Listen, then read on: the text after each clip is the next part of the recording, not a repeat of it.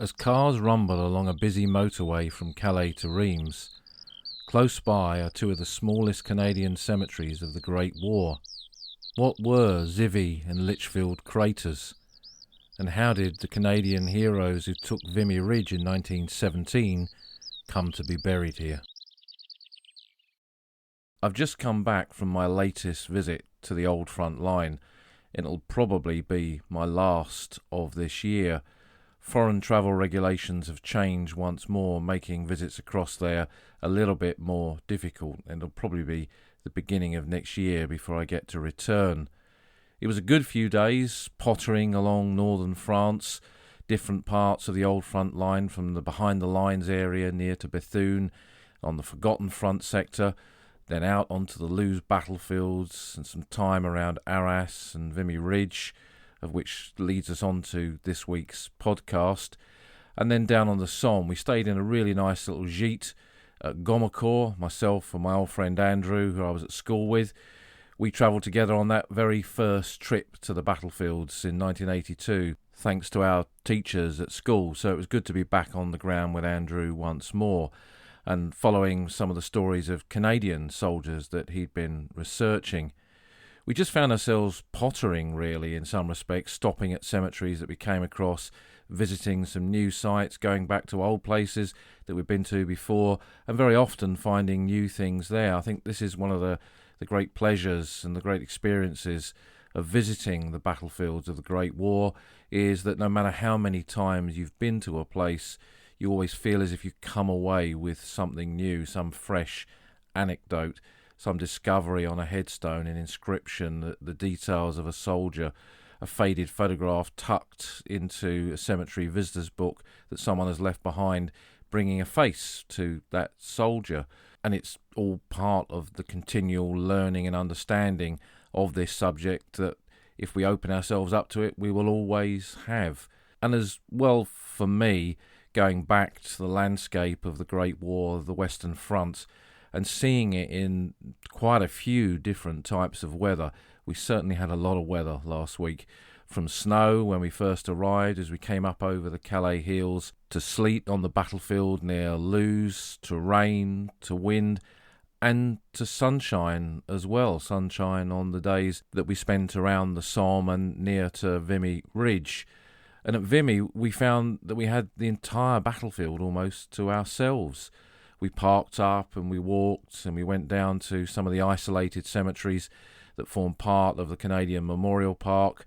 We walked up round the memorial and up over the top of it and stood there, and there wasn't a soul around until we bumped into someone who had come from Canada to make a special pilgrimage, part of their visit to Europe, an essential part for all Canadians, I guess. Vimy, that byword for the Great War for them. But it's seeing that landscape at these different times of year that I think does add yet another dimension to our understanding of these places. Seeing the landscape covered in snow, feeling the cold, nowhere near the level of cold that soldiers felt in those trenches of the Western Front, but giving us at least a little insight into it. And also the changing nature of the landscape. We took the road from the village of Martinpuy on the Somme up towards Eaucourt-l'Abbé, the old farm buildings near to where Roland Boys Bradford was awarded the Victoria Cross in 1916 in the approach to the Butte de Wallencourt. A new wind farm has been constructed there. It was clear from the size of the work that had gone on around it just how intrusive onto the landscape these things are. And this is not an argument about renewable energy. Obviously, I'm very much in favour of that. But it's interesting to see what it does to the landscape. And you can see the amount of ground covered for each individual wind farm. It just shows how and why so many human remains, the remains of soldiers from the Great War, have been found when these things have been built in the last couple of years. And one wonders how much archaeology has been done in and around these sites, not just conflict archaeology, but the wider archaeology, because this is very much a Gallo-Roman region with a lot of archaeological remains from the Roman period. So one hopes that some kind of investigation has taken place there.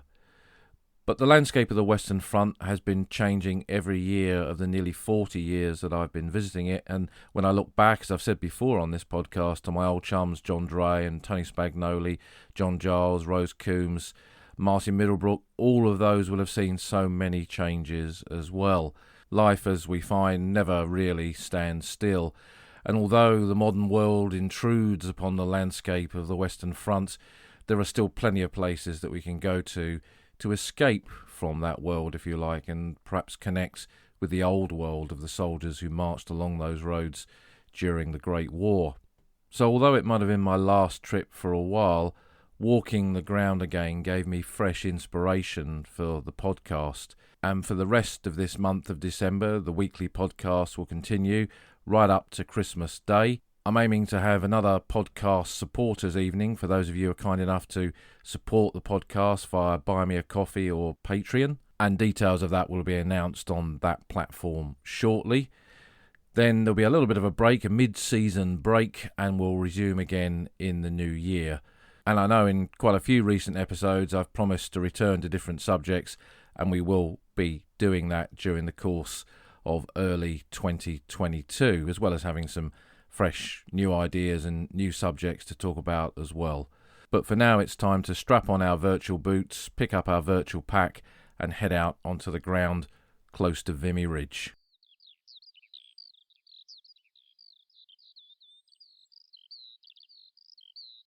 We begin our walk this week close to the village of Neuville-St-Vaast. This is near to Vimy Ridge, a place most closely associated with the Canadians, and they will be very much part of the theme of this week's walk. The village of Neuville-St-Vaast saw heavy fighting much earlier in the war, when the French and the German armies met here as part of the race to the sea in the autumn of 1914. The lines were then stabilised in this sector north and northeast of the city of Arras, in what was Artois, and the battles of Artois, as the French called it, continued here into 1915, with attacks on the nearby Notre-Dame de Lorette in May, and then the ground here around Vimy and this village of Neuville-St-Vaast in May through to September of 1915. An infamous position known as the Labyrinth was just outside this village, with very heavy fighting there between French and German troops, part of which was depicted in the novel Le Feu, Under Fire by Henri Barbusse, who fought in this sector. And come the end of those operations of 1915, this village of Neuville-St-Vaast was in French hands. Ahead of it was the sloping ground of what they called Hill 145, which later became known as Vimy Ridge, the high ground that extends around this part of Arras. And it became a village just behind the frontline position, with all the infrastructure that was there, communication trenches, tunnels. The cellars of the houses were loopholed, so they were joined up, and there were a lot of underground positions. And there was also a whole host of tunnelling operations here. Initially, between the French and the Germans, the French were amongst the first to launch this underground war along the Western Front.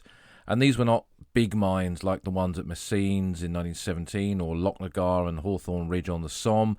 These were smaller scale mines, but this area just outside the village of Neuville-St-Vaast was a vast minefield of mine craters, and were very much part of the battlefield landscape there. When we look at trench maps of this period, we can see that very, very clearly. The British Army extended its sector to take over the ground around Arras in 1916, and British units then moved into this village and took over what the French had started. So not only did we improve upon the infrastructure behind the front line itself, we also continued with military mining, and tunnelling companies of the Royal Engineers were very active on this part of the front. So when we begin to look at the trench maps for the autumn of 1916, when the Canadian Corps, having fought in the village of Courcelette and in the battles of Regina Trench, move up to this part of the front and take it over from British units, we see that there are even more mine craters indicated on the maps, and these are ones that were blown there by the British.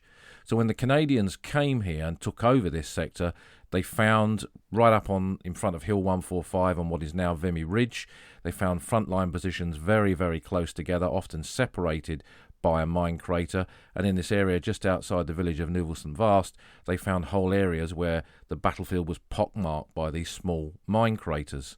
Compared to their experiences on the Somme for the Canadians, this would have felt like a very quiet sector in comparison. There was the day-to-day activities of trench warfare, and with the mining operations, there would have been always the threat of a mine going off under a forward position. But there was no major fighting here. That was until the Battle of Vimy Ridge, the attack as part of the Battle of Arras here in April of 1917. And that's really going to be the theme of the walk that we're about to do. So where are we on this landscape? We're just outside the civilian cemetery, just to the east of the village of Neuville-Saint-Vaast. And as usual, I'll put a Google map onto the podcast website, oldfrontline.co.uk, so you can see where we're about to walk. And we're going to move out to a walk encompassing two cemeteries that were made as a consequence of these mine craters from the military mining operations that had taken place here prior to the Battle of Arras, creating two very unusual military cemeteries along the British sector of the Western Front. I'll also put a trench map on the podcast website so you can see what the layout of the trenches were on this side of the village. Now, there's been one major addition to the landscape here in recent times, and that's the construction of the A26 motorway that runs from Calais down to Reims via Arras. That cuts through this area and was built, I think, sometime in the 1960s, cutting right across the area where the old front lines had been in this sector. But otherwise, when we look at the layout of roads, we can see it's pretty much unchanged, so it's easy to pick out where there were key features on this landscape. And we can see as well, as we start this walk, if we look across the landscape, we can see the dark green trees of the Canadian Memorial Park at Vimy. Now, that is very much the focus of most people's visits to Vimy Ridge, and one of the purposes of this walk is to try and encourage people to go a bit wider than just the Memorial Park itself. For some, that is Vimy. That's where the Vimy Memorial is, that's where the Canadian Visitor Centre is, that's where the preserved trenches are located.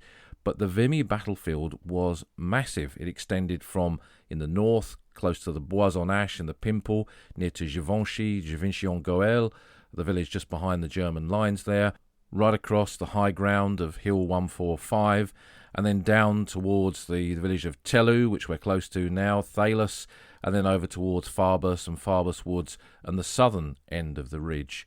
And I do intend to come back to different parts of the Vimy sector so we can kind of join these up to have a greater understanding. And there are some previous podcast episodes looking at Vimy Ridge, so you can go through the back catalogue to find those. So in terms of the Battle of Arras here in April 1917 and the Canadian Corps attack on Vimy Ridge, on the 9th of April 1917, the entire Canadian Corps assaulted the positions here in this northeast sector of the Arras battlefield. All 4 Canadian divisions, men from every part of Canada, advancing together simultaneously for the first time in the Great War. This is why in many respects Vimy is such a symbolic battlefield, and indeed battle for the Canadians, because it was that first occasion in which men from all over the country of Canada fought together in a unified attack and achieved a great victory in the capture of this ground. And where we are here, between the villages of Neuville-Saint-Vaast and Tellu, Thalus, we're on the join between the 1st and the 2nd Canadian Division. The 1st Canadian Division, the original Canadian Expeditionary Force units that came over to the Western Front in early 1915, they were commanded by Arthur Currie, who went on to command the entire corps from the time of Hill 70 through to the Battle of Amiens and indeed the last 100 days leading up to the fighting at Mons in 1918. He was a divisional commander here at Vimy, and his division was to the south, and the 2nd Canadian Division were operating in this area as well. And to their north was the 3rd, and to their north was the 4th. So we can see one unit after another advancing side by side in this battle. And specifically where we are, the 2nd Canadian Division put 2 brigades up, the 4th and the 5th Canadian Brigades, which included the 18th and 19th Canadian Infantry Battalions on the right, and the 24th and 26th Canadian Infantry Battalions on the left. And in that join with the 1st Canadian Division, the 16th Battalion Canadian Infantry were close by. They were the Canadian Scottish. So all of these units recruited in different areas of Canada were fighting to move forward into the German positions here that were known as the Zwischenstellung and the Zwölfergraben. And the burials in the cemeteries that we're about to visit very much reflect the fighting of these units and the attack on those German positions. There's a good account of this part of the battle in Nicholson's Canadian Expeditionary Force official history. This wasn't published until quite late on in the 1960s, and it's available as a free digital download online. It's an excellent official history with really superb maps.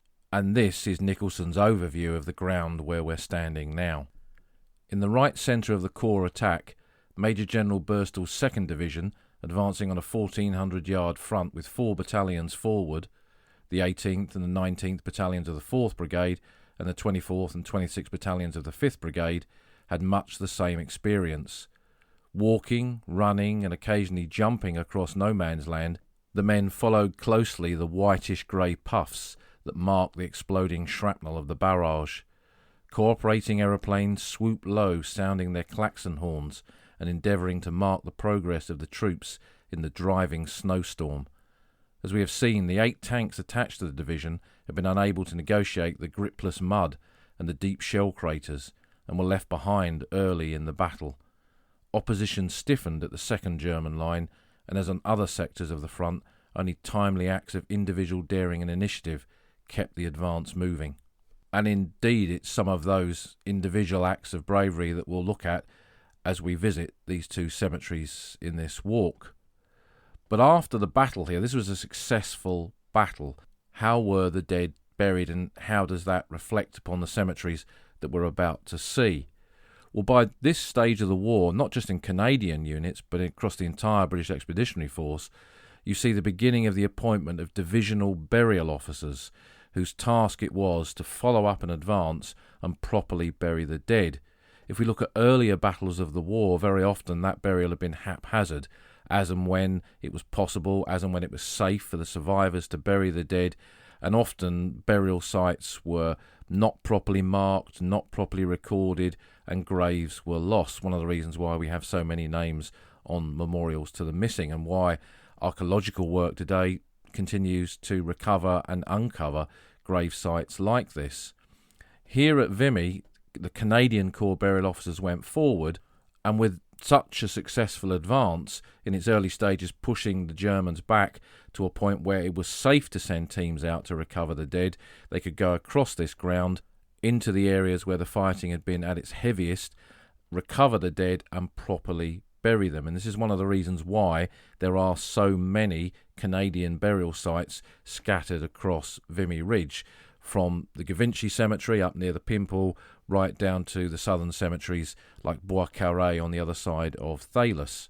And although some smaller Canadian burial sites were moved into other cemeteries or were lost in later fighting and the graves destroyed by shellfire and marked elsewhere by special memorials, quite a lot of the original burials made by these Canadian Corps burial officers either form parts of what are now bigger cemeteries or remain individual cemeteries in their own right. And this meant that the recovery of the dead resulted in a higher number of men having identified graves. Although when we look at the records of the Vimy Memorial, which is not just a memorial to the triumphant capture of the ridge in 1917, it is the Canadian Memorial to the Missing for France, so it commemorates 11,000 Canadian Expeditionary Force soldiers who were killed from 1915 until the end of the war, who have no known grave, about half of them killed on the Somme in 1916, but there are quite a number who are commemorated on the wall there who were killed on the 9th of April 1917. So it shows us that even in a successful advance, some bodies could not or were not recoverable or were buried in sites that were later destroyed in the fighting when it returned to this sector in 1918. I often think what a cruel blow it must have been to some families to receive a notification during the war that their loved one had been killed and was buried on the battlefield with his comrades, only to discover after the war, with a letter from the Imperial War Graves Commission, that no grave could now be located and that his name would be added to a memorial to the missing. But when these battlefield cemeteries were made, they were often marked initially by just a wooden board that listed the names of the men buried there, particularly if they were a collective or communal grave where men had been buried together. And then eventually the Imperial War Graves Commission, the Graves Registration Units, would have come round and then marked graves with battlefield crosses until the cemeteries were made permanent in the 1920s and 30s. And as we mentioned earlier, this has been very much a changing landscape over the years. In the 1920s and 30s, as the battlefields here recovered, the scars from the mine warfare activity here throughout the Great War would have pockmarked this landscape with white chalk scars, and those visible signs of the craters remained right up until the 50th anniversary of the Great War. In the 60s and 70s, the new motorway was constructed through here, and a lot of this disappeared. Some of it had been ploughed up in farming over the years. Overgrown mine craters had become rubbish dumps and gradually been filled in. Not just true here, but I remember craters on the Somme at places like Vimy Ridge or up near Serres, where locals had dumped old cars and all sorts of other junk in there, and gradually they'd been filled in. The Institut Géographique National, the IGN, who produced the very detailed French maps, have an excellent online mapping website where you can go on there and you can look at modern maps of the area and then historic air photos. And the ones from the 50s and 60s are very, very interesting to have a look at, because they show just how much of the scars of the Great War are still visible on the landscape, not just here around Neuville-Saint-Vaast and Vimy, but right along the Western Front. And it's amazing what discoveries you can make by doing some research on that site, and I'll put a link to it on the podcast website. But today, with the motorway across to our left as we walk away from the civilian cemetery in Neuville-Saint-Vaast, the rumble of the modern world is ever present, but we can still find a lot as we walk this ground. And the road we're taking now will take us across the battlefield towards where the front lines were once located. The line ran off to our right, down towards Arras, and over to our left, crossing the motorway area over towards our final destination at Lichfield crater. But first, we're going to make a visit to Zivy crater.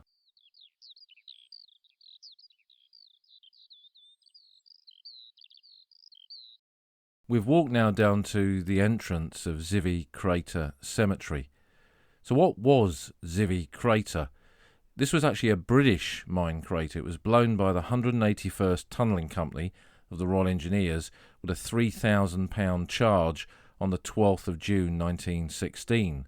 They were carrying out mining activity against the Germans, who were equally as active in this sector as the trench maps indicate to us. And this kind of tit-for-tat mining activity with charges of this sort of size, a few £1,000s of explosive, I mean, not a small charge by any shape, but smaller compared to the big offensive mines of the Somme or Messines. These were going off on a regular basis on this part of the front. The chalk beneath the battlefield here was especially suitable for mining and tunnelling. It was a landscape that had been dug into for many, many centuries, really, one way and another, and this was an extension of that type of activity. But it would only remain in parts of the front that were static, so once Vimy was taken in 1917, this type of activity ceased on this sector because the lines moved to a different location. Now, why this specific mine crater was chosen as a burial ground is not recorded, but what happened in this area unusually is that two mine craters were selected for the burial of Canadian troops. This one here at Zivy and Lichfield that we'll see later on in the walk. The bodies of Canadian soldiers were brought in here for burial and laid together in a collective burial, a communal burial site in the bottom of the mine crater, and then that was covered over. And again, originally there would have been some form of cross here and a board listing the names of the men known to be buried in the cemetery. And its original name was CB1. And this use of the term CB designated what kind of burial site it was. C was for Canadian Corps, and B was a designation of the division that had made the burial. And this was unique to the Canadian units here on Vimy in 1917. So A was for the 1st Canadian Division, B in this case for the 2nd Canadian Division, who made the burials here at Zivy Crater, C for the 3rd Canadian Division, and D for the 4th Canadian Division. And the number placed after these letters was the number of the cemetery in that given area. So this was the common nomenclature used by the Canadian Corps burial officers during these operations here in 1917, and there were a number of these CB cemeteries across this landscape. Post-war, it was given the name of the crater where the burials were made. And the name Zivy itself, where does that come from? Well, I'm not sure what it really means, if I'm honest with you. But what often happened with naming on a battlefield is a letter of the alphabet was chosen. And I noticed that some of the craters to the north from here were given names that began with the letter W, so they must have just continued down the alphabet in this area. The cemetery contains the graves of 50 Canadian soldiers. 2 of them are unidentified, and there are 3 men buried here. His unit is not known. All of them died in April and May of 1917, but the vast majority of them died on the 9th of April 1917, the first day of the Battle of Arras and the Canadian Corps assault on Vimy Ridge.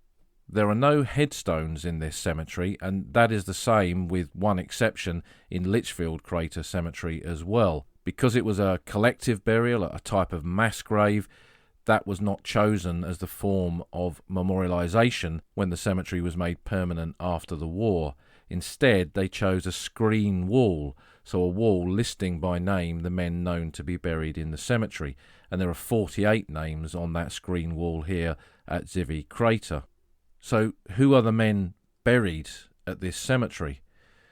In terms of the units that attacked here, there are 13 men from the 18th Battalion, who were one of the spearhead battalions on this part of the battlefield. They were supported by the 19th Battalion, who have 8 names represented here. There are 9 men from the 20th Battalion, another 9 from the 21st, and 3 from the 24th, and a few from other units, including some men from the 16th Battalion, the Canadian Scottish, who you'll remember were on the join between the 1st Canadian Division and the 2nd Canadian Division, whose sector that we're in now. And what this, I think, indicates to us is that the burial officer here went out into the immediate ground where the attack had taken place and recovered the dead who'd been killed, going over the top or out in no man's land or close to or perhaps in the very first German line. So these are not men killed right over on the other side of the ridge and then brought back here for burial. These are men killed probably within a short distance of where this cemetery is today, because the crater, having been blown in 1916 underneath German positions here, was itself in no man's land. So the burial officer must have gone out, looked in the ground around where these different units had attacked, found the bodies of men killed going forward, and then brought them in here for burial. So they are buried pretty much overlooking the ground where they were killed in those opening moments of the Battle of Arras in 1917. When we look at the backgrounds of some of the Canadians who are buried here, and we'll look at some specific examples shortly, but we can see that quite a lot of them are born in Britain, and this is not uncommon of men in the Canadian Expeditionary Force. Canada was still a very young nation, and in the original CEF, the original Canadian Expeditionary Force, something like 70% of the enlistments were men born in Great Britain. So we see Canadian soldiers buried in here whose next of kin are listed as living in places like Manchester, Finchley, Plymouth and Birmingham. And while some of those men may well have had still some connection to Canada when they were killed, perhaps a wife, perhaps a girlfriend, perhaps another relation living there, in many cases they were single men who travelled to Canada to try and find their fortune, to make their way in the world, and with their deaths their connection to Canada was sadly cut. And those who mourned them, those who memorialised them, were back in their home country of Great Britain. And when you look at the myriad of different nationalities that made up the men who joined the Canadian Expeditionary Force during the Great War, you can see how that wasn't just applicable to Britain, it was across a much wider world in many respects. So let's look at some individual soldiers who are buried in here. One caught my eye when I was looking at the names on the walls, and that was Samuel George Hughes from the 19th Battalion. He was killed on the 9th of April 1917, aged 30. He was from Brantford in Ontario. His rank was signaller. Now that's a private soldier, and there wasn't actually the rank of signaller as such in the Great War. Men from the signal section of an infantry battalion, their job was to keep the communications open between those operating on the battlefield and battalion and company headquarters. And this was done by a variety of means: fixed telephone lines where that was possible. Obviously in a static trench position, it was easy to set up a telephone network and have that established in forward posts, dugouts, headquarters positions and so on. But as a battle began and the situation became fluid, that kind of fixed communications with telephone lines, although it could be established, was also risky because it could easily be cut by shell fire, and signallers would then have to go out and repair that by fixing the joins between telephone lines in the midst of shot and shell, which was obviously a pretty risky job. To back them up, therefore, in mobile situations where they were moving forward and relaying information back to relay posts, and then they would relay it back to headquarters, wherever that was, they would use things like Lucas lamps, which were bright lamps that would then morse using the lamps back to a position. They had mirrors, signalling mirrors that could be used for the same purpose, fixed mirrors on tripods, or even hand mirrors if that wasn't possible or that equipment had been damaged or destroyed. And they had flags, and you can imagine on an open landscape, soldiers standing there with flags doing semaphore. Again, you're pretty much an inviting target, and that meant that the casualties amongst signallers were very high indeed. But like any specialist part of an infantry battalion, these were proud soldiers, proud of their ability, and they tended to be chosen from among the more intelligent men within that battalion, and men who could act on their own initiative. While there was a signals officer in charge of the signals section, very often these groups of men would have to act under their own devices. And we've got some good accounts of signallers in the Great War, in particular, not a Canadian in this case, but Frank Richards, who I often mention on this podcast, Old Soldiers Never Die. He was a signaller in the Royal Welsh Fusiliers, and his memoir gives us a good account into their work. They wore a badge on their uniform of crossed flags.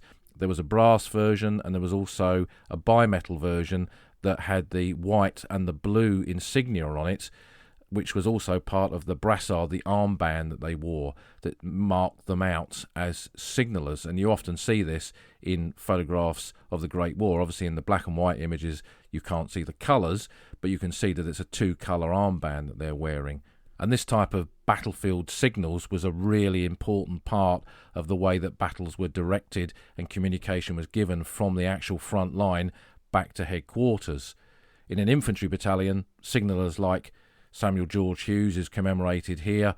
His job would be to do that right on the battlefield itself, but behind him there would be divisional level signals, in this case from Canadian engineers, and in British divisions it would be from the Royal Engineers, divisional signal companies who linked up with the battlefield signallers to relay that information further back, perhaps to brigade headquarters or even advanced divisional headquarters. So this network of signalling on the battlefield was a really important aspect of any battlefield in any battle of the Great War, and was the way that people communicated. Without radio communications, fixed communications, and then lamps, mirrors and flags were all part of the way in which soldiers communicated with each other and information was relayed. And we can see how frustrating with that kind of 19th century style communication it was for commanders on the ground, who very often, because that network of communications broke down with casualties, with men like Signalman Hughes being killed, with the loss of them, your ability to communicate and understand what was going on was greatly restricted. They were fighting a modern battle with modern technology, cutting-edge technology in many ways, but 19th century communications, which slowed down the whole process of being able to react to things on the battlefield. And it's one of the aspects of the Great War that we have to consider. And when you see the name of a signaller like Samuel George Hughes from Brantfield, Ontario, it gives us this little insight into that aspect of Great War history. Another name that leapt out from the panels, and I'll put some photographs of Zivy crater onto the podcast website, oldfrontline.co.uk, so you can see what it looked like and you can see the names on the panel.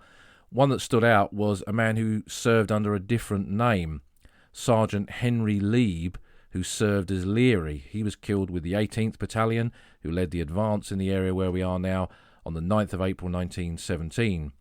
He was born in Halifax, Nova Scotia in 1887, but his next of kin is listed as his sister, who was living in Rockland City and then later New York in America. He'd previously served in the US Armed Forces for 10 years in the American Field Artillery.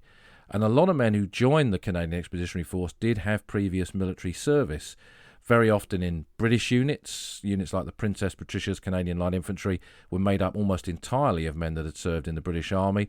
But because of the multinational nature of the Canadian Army in the Great War, we see lots of different armies being represented.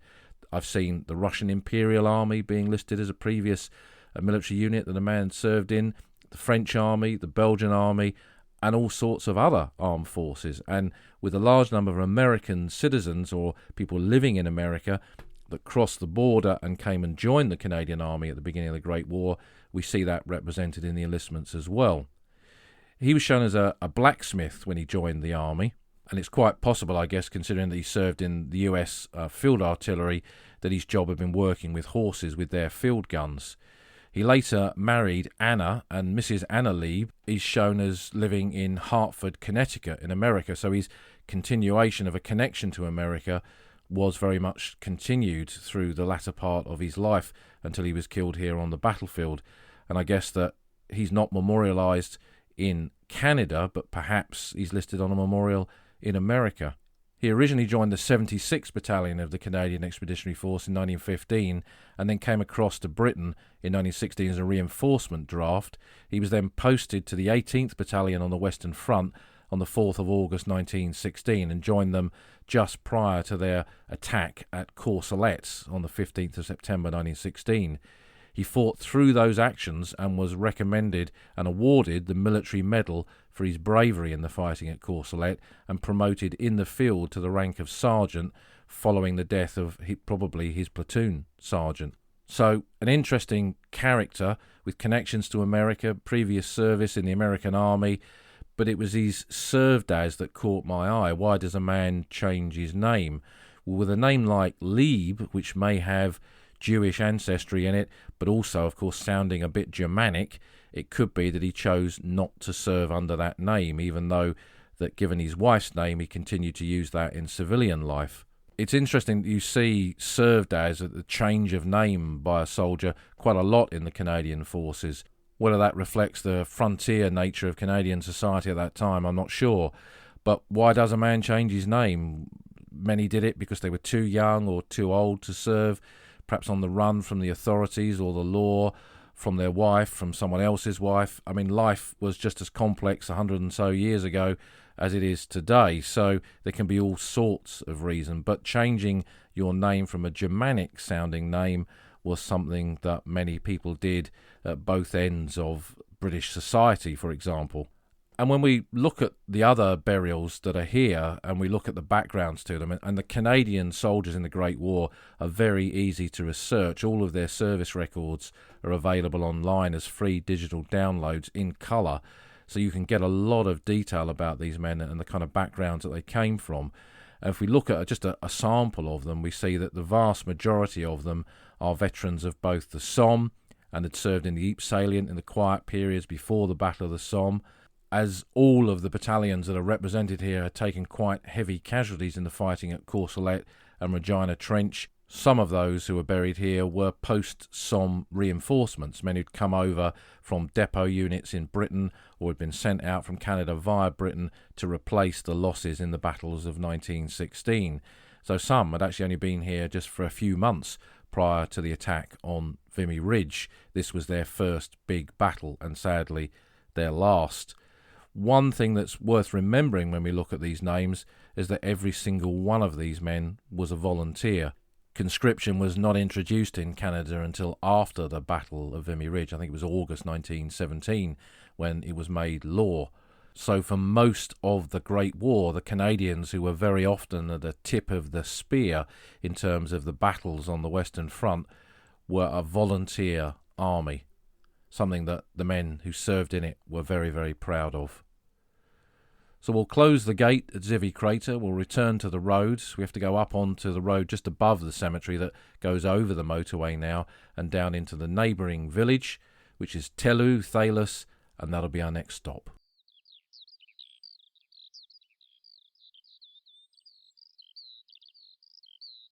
The village of Tellu, or Thalus as the soldiers called it, sits on a very fast road today between Arras and Lens. It was the scene of fighting in 1915 when the front line stabilised outside of the village. It remained in German hands until the capture of this position by the Canadians in April of 1917. And to the south of it, the 1st Canadian Division advanced on the southern sector of Vimy Ridge, and the main advance of the 2nd Canadian Division came right through the area of the village. There are several Canadian cemeteries in and around the village, which we'll no doubt return to another day. But what we've stopped to have a look at in Thalus is the artillery memorial that sits on the main road, on one of the main road junctions. This is quite a big monument built of stone with a cross on the top and surrounded by different types of artillery shells.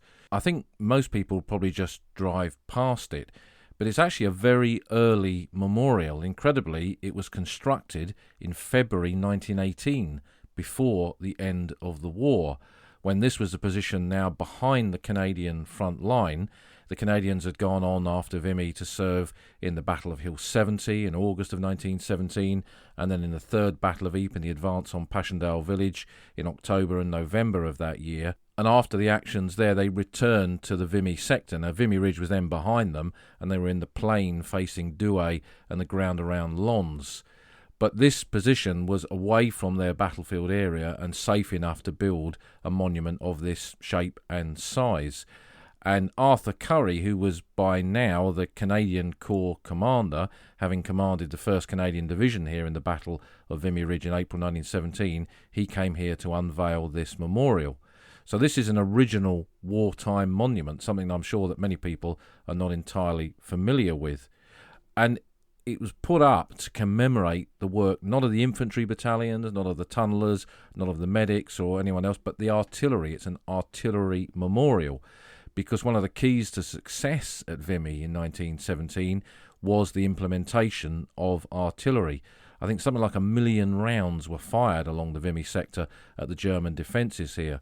The Corps commander then, who was Julian Byng, like many other commanders, had learnt one of the predominant lessons of the Battle of the Somme, which was the implementation of artillery on a big scale. The bigger the bombardment, the greater use of heavy guns. There was a key connection between all that and success on the battlefield.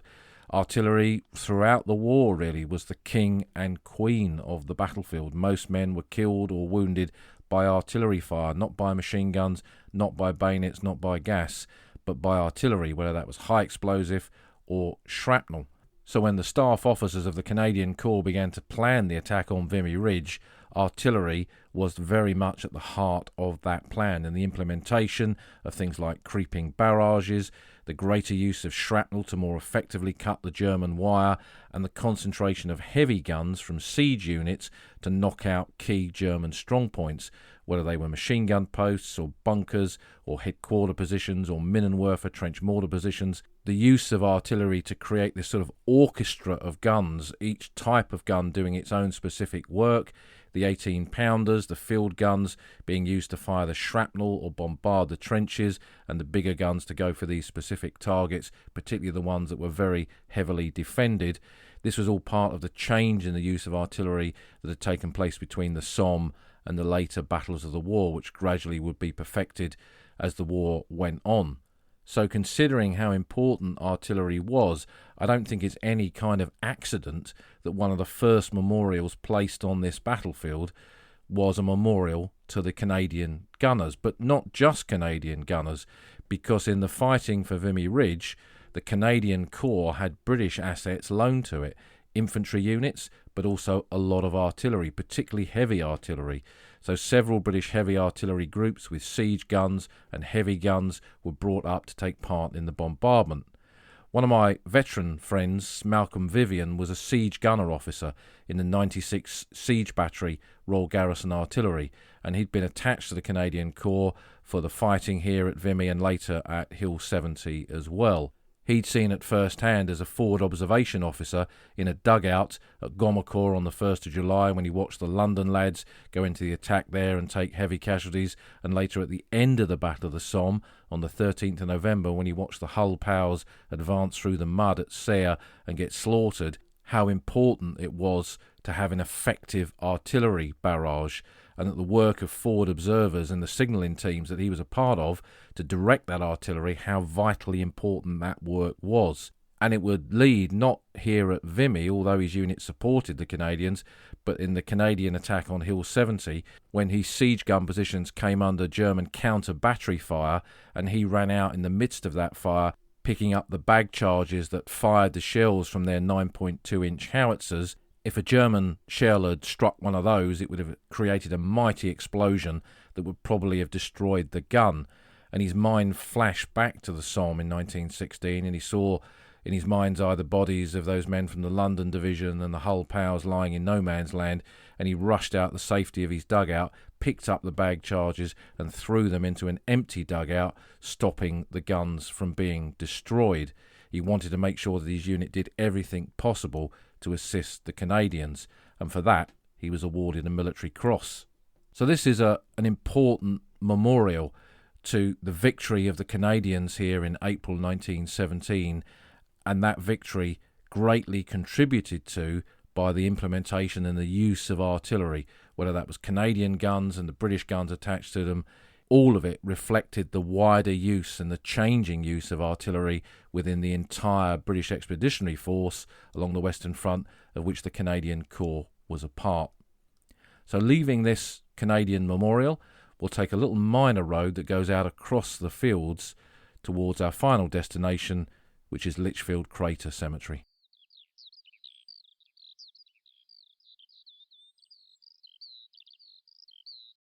As we walk along the final part of the track here, up to the point where the grass path takes you across the field to the cemetery, we're pretty much on the German front line in this area. And if we stop and look towards the cemetery, we're looking towards the Canadian positions. So we're seeing it from the German perspective. We can see really how narrow no man's land was at this particular point. Ahead of us, further down the track, is the beginning of the green trees of the Canadian Memorial Park, and in there's a whole multitude of trenches and mine craters and positions beyond that form part of that wider memorial site that commemorates the Canadian victory here in 1917. But we're going to take that grass path across to the cemetery itself. Lichfield Crater was another mine crater in this sector, one of many, as we've said. Zivy was a British crater blown by the Royal Engineers. This was a German mine that was blown under British positions here in April of 1916. And I guess Lichfield Crater because possibly there was some kind of Staffordshire connection to the units who were here at that time. When this mine was blown, this was a British sector who'd not long taken over from the French. And then in the autumn of 1916, as we've mentioned previously in this podcast, that was when the Canadians moved in and they took over this sector. On the 9th of April 1917, units from the 2nd Canadian Division attacked across the ground that we've just walked over in the advance on Vimy Ridge, and the cemetery was made after that successful advance as CB2A. Not a very glamorous name, and that's how it became known as Lichfield Crater after the war. There are 52 Canadian soldiers buried here, 1 British soldier, 4 whose unit could not be identified, and 1 unknown Russian soldier, of which more in a minute. Of these, including the Russian, 16 are unidentified, and almost all of the men who are buried here fell on either the 9th or the 10th of April 1917, the opening phase of the Battle of Arras and the Canadian attack on Vimy. So I'm sure you're thinking to yourself, why is an unknown Russian soldier buried here? Well, this was an area where the Germans greatly improved their defences come the end of the Battle of the Somme in the winter of 1916-17. The creation of the Siegfriedstellung, as the Germans called it, or the Hindenburg Line, as we called it.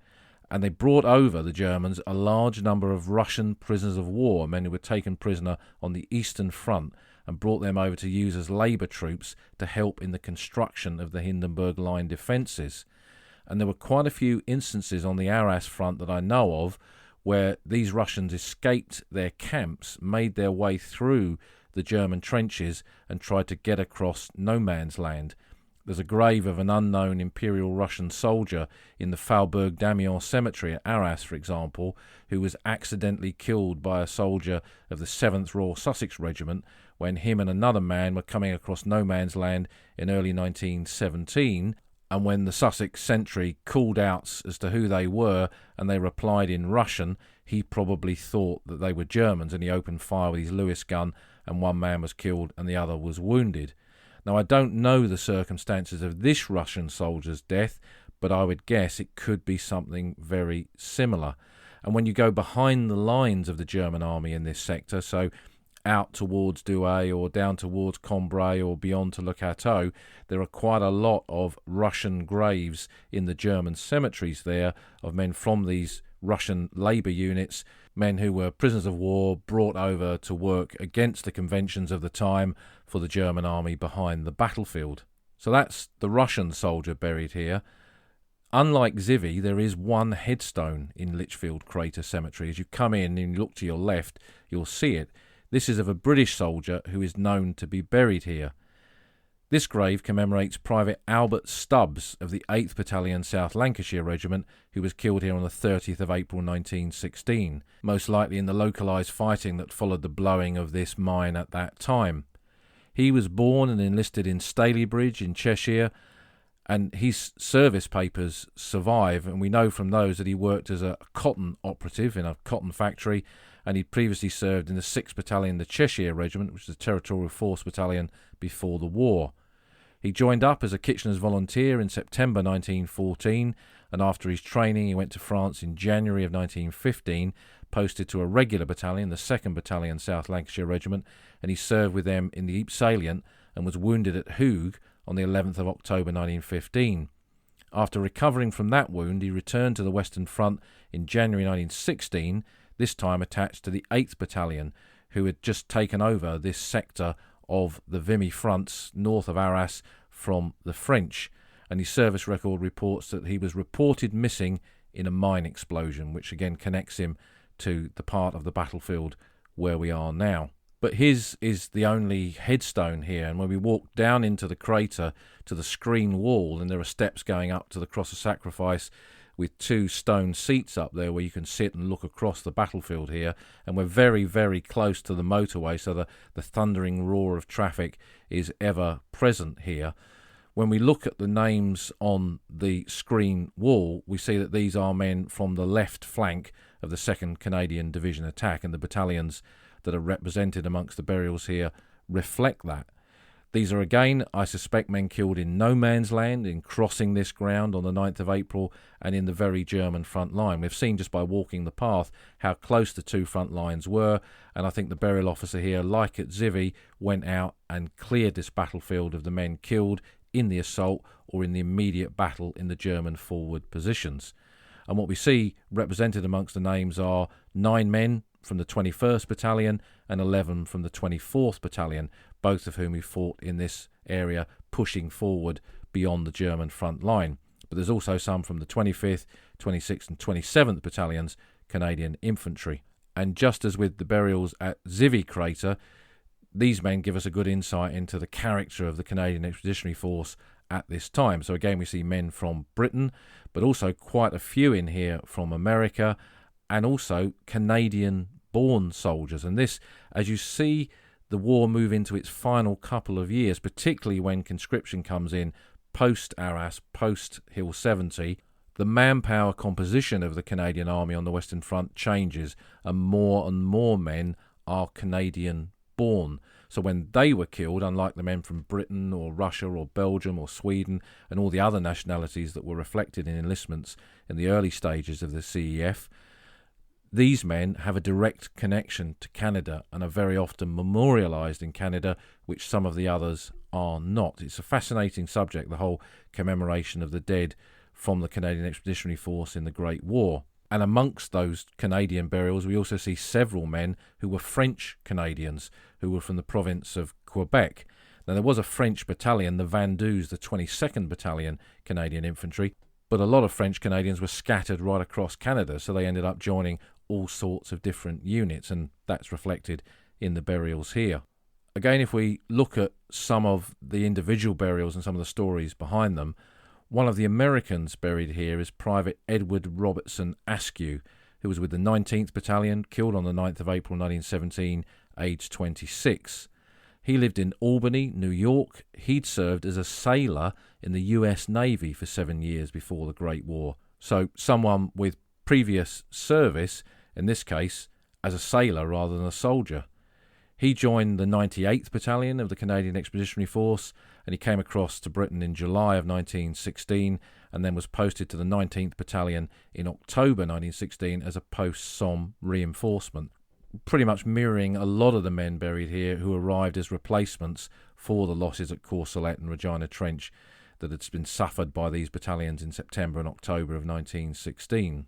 Now, one of the really interesting sources for Canadian soldiers that's available for free online on the Canadian Archives website is the circumstances of death registers that gives you a little bit of detail about the men. In some cases, it just says killed in action, but for others, there's a bit more detail. And when we look at the one for Askew, we find this. It says on his form, killed in action, this soldier was acting as a batman to Major R.B. Thompson during the advance at Vimy Ridge, and reported at the Black Objective after the officer had been killed.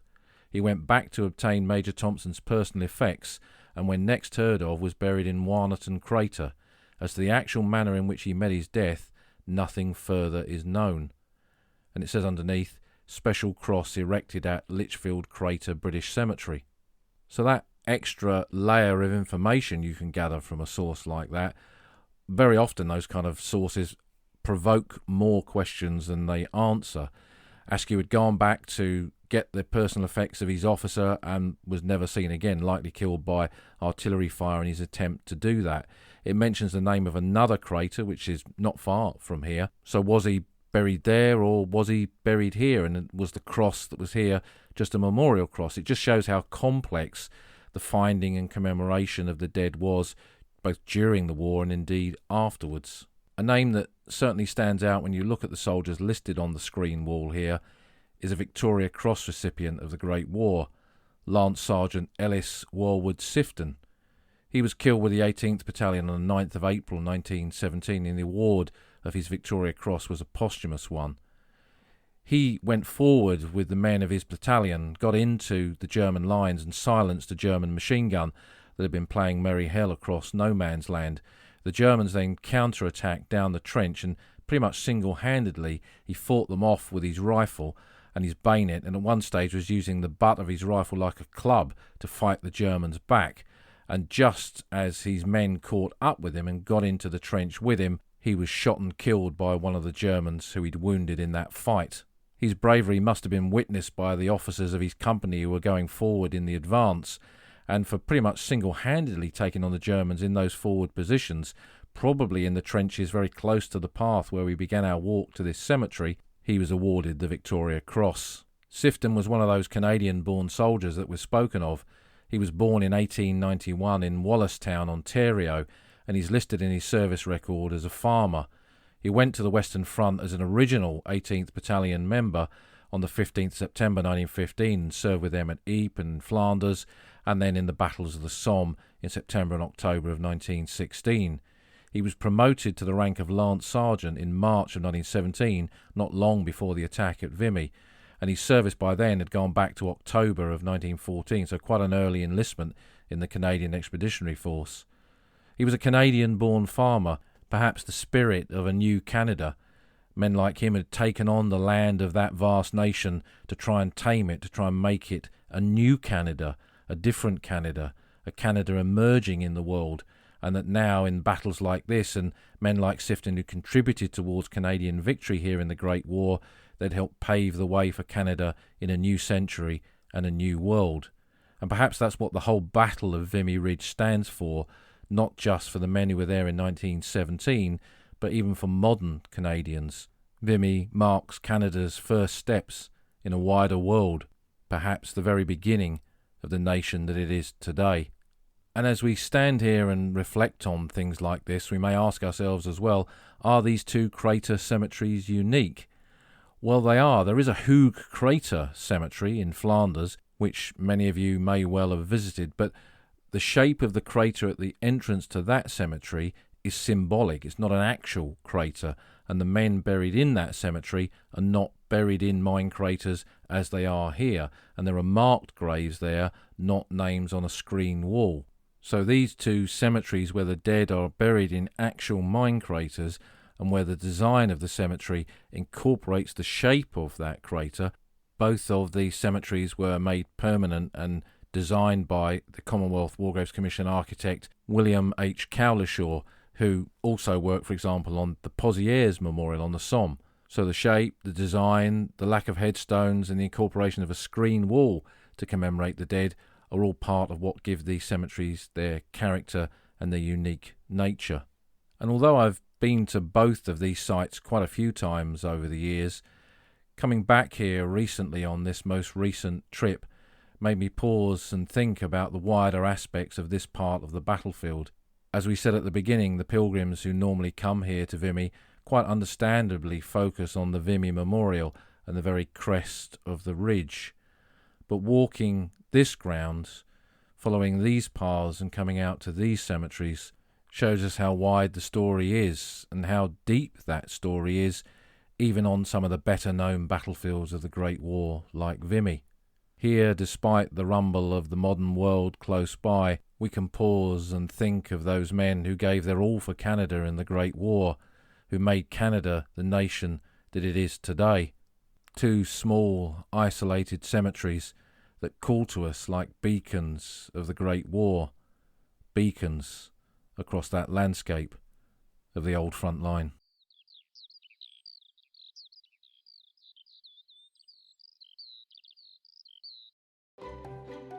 You've been listening to an episode of The Old Front Line with me, military historian Paul Reed. You can follow me on Twitter at Somcor. You can follow the podcast at Old Frontline Pod. Check out the website at oldfrontline.co.uk, where you'll find lots of podcast extras and photographs and links to books that are mentioned in the podcast. And if you feel like supporting us, you can go to our Patreon page, patreon.com/oldfrontline, or support us on Buy Me a Coffee at buymeacoffee.com/oldfrontline. Links to all of these are on our website. Thanks for listening, and we'll see you again soon.